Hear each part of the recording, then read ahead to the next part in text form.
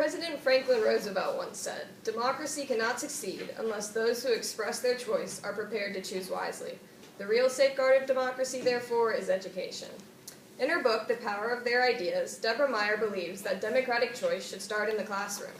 Then, through their education, students will be more prepared to share their ideas and make responsible choices in the future. Hi, I'm Meg Williams, and my Unity and Diversity talk is entitled, My Ideas on the Power of Their Ideas.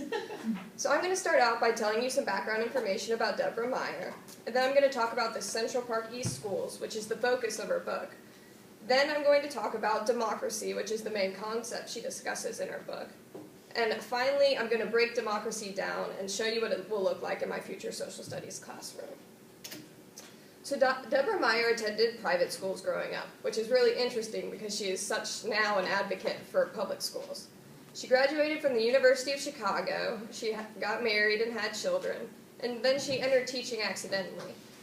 She wanted some part-time work and still wanted to be near her children, so she decided to become a kindergarten teacher. And that's where she found her love for education and teaching.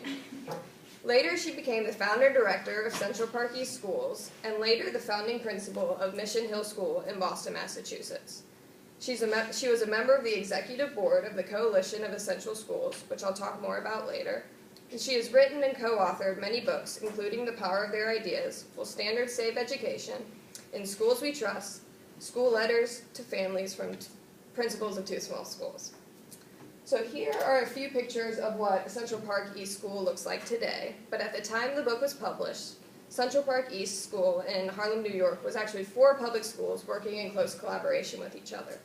It had a major African American and Latino population, and many of the students identified as poor or low income.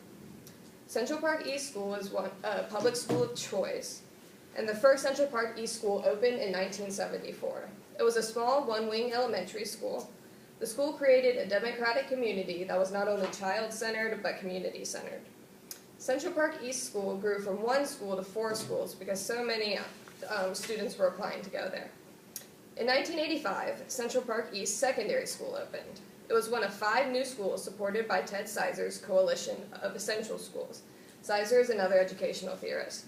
In 1984, Sizer founded the Coalition of Essential Schools to bring together examples of the radical school restructuring that was the focus of Horace's Compromise, his work about the state of the American high school.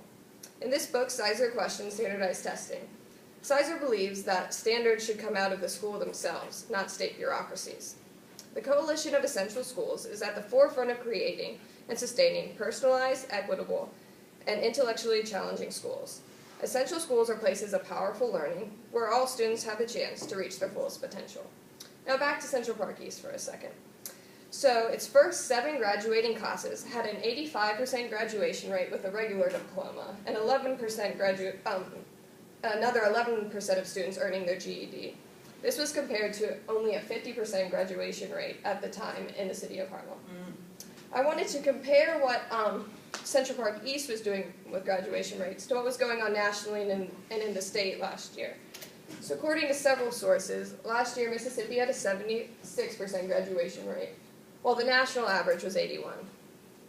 Deborah Meyer attributes such positive graduation rates to the power of democracy in the classroom. As you can see through this cartoon, a lot of teachers don't approach their classroom in a democratic way. They have a more authoritative style. But Deborah Meyer says that democracy demands we acknowledge everybody's inalienable capacity to be an inventor, dreamer, and theorist, to count in the larger scheme of things. While I was reading the book, and discovered that the buzzword was going to be democracy, I got really excited because it connects so well to social studies. About this time last year, I was in my first methods class, and one of the first points that my professor drove home was that social studies is much more than just history. One of the main goals is citizenship education, and democracy is an important part of that. Deborah Meyer makes it clear, though, that implementing democracy inside a school and classroom isn't easy. It takes time and patience, and takes a lot of skill to still be able to maintain control in the classroom. But by participating in a democratic classroom, students will feel like their ideas matter. And by creating a democratic environment in my future social studies classroom, my students will be more prepared and empowered to make decisions as responsible citizens. Democracy is not just an idea or ideal stated in the Constitution or worked out in Washington, D.C. The Mississippi Framework very clearly states that democracy is important. In eighth grade, in an 8th grade U.S. history class, one of the standards says that students will understand the purposes and principles embodied in the ideals and values of American society. The students will assess the importance of certain character traits in a democracy, such as civility, nationalism, freedom, authority, justice, equality, and responsibility. These are all traits I want to foster in my own social studies classroom. Then there's the U.S. government standard that says that students will understand the fundamental principles and moral values of American democracy as expressed in the U.S. Constitution and other important documents of American democracy. There's even a class in the Mississippi Framework set out, and it's called The Problems in American Democracy. Its goal is to evaluate the challenges of maintaining balance among different socioeconomic groups in the American democracy. This goal is very similar to the goal that Deborah Meyer was trying to achieve in her Central Park East schools, and then also what she discusses throughout her book. So as I was reading The Power of Their Ideas, I was able to break down democracy and explore what each of its components would look like in my future social studies classroom.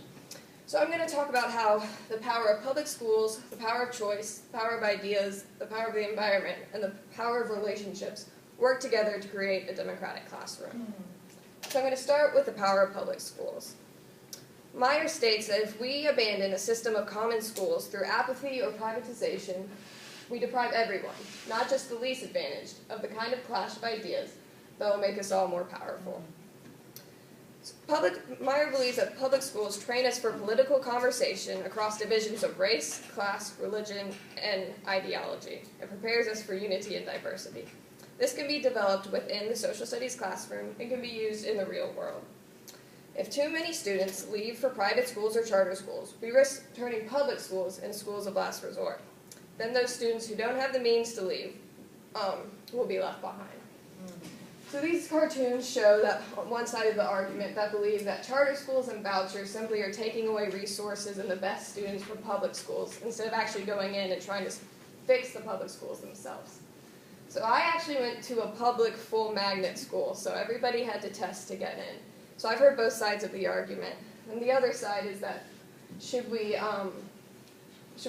prohibit students who aren't reaching their full potential because they're not given the means or can't explore their creativity by making them stay in these institutions that aren't being improved to what they need. So I understand both sides of the argument, but both sides understand about the power of ideas. Meyer writes that ideas, the way we organize knowledge, are the medium of exchange in democratic life. Some students recognize the power of their ideas. Others are alienated from their own intelligence and creativity. In my classroom, I always want students to bring their ideas to the table. History is made up of people who voice their ideas. I want to encourage students to do the same through studying subjects who challenge the status quo, people like Thomas Paine, Frederick Douglass, and Queen Elizabeth. History is also made up of various viewpoints. Just because your ideas are different from someone else's does not mean they're wrong. I want my students to challenge common knowledge, look into primary sources, and find evidence to support their ideas. Because citizenship education is so important in social studies, students should be encouraged to voice their ideas in the classroom. This will hopefully create a foundation for the future positive impact they can have on their communities. In order for students to feel safe voicing their ideas, we have to create a safe environment. Meyer writes that cultural differences don't just disappear because we are all people of goodwill or have the children's interests at heart, although both of these help. In a diverse classroom, mutual respect is absolutely necessary. This helps students be more reflective about everything that they say and do. The best type of environment is one where everyone's involved, parents, students, and teachers. There's always an open and honest dialogue. Students should also know they are in a safe environment where they will not be judged for who they are or the ideas they express. In this cartoon, it shows how middle schools, especially, and also high schools, can sometimes be an unsafe environment. But if we're able to cultivate an environment full of respect, discussions in class can raise issues, provoke reflection, and inspire people. Deborah Meyer writes about creating a passion-inspired environment. In the past, I've had friends and ran into students during my field experience who think that social studies and history is boring.